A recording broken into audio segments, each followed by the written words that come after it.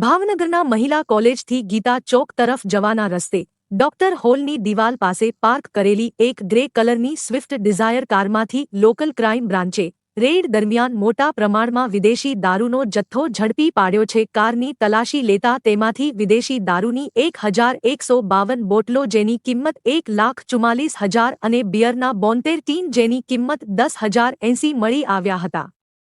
Red દરમિયાન કારનો ચાલક કે માલિક હાજર મળ્યો ન હતો. પોલીસે 2.50 લાખની કાર સહિત કુલ 4,04,080નો મુદ્દામાલ કબજે કરી આગળની તપાસ હાથ ધરી છે.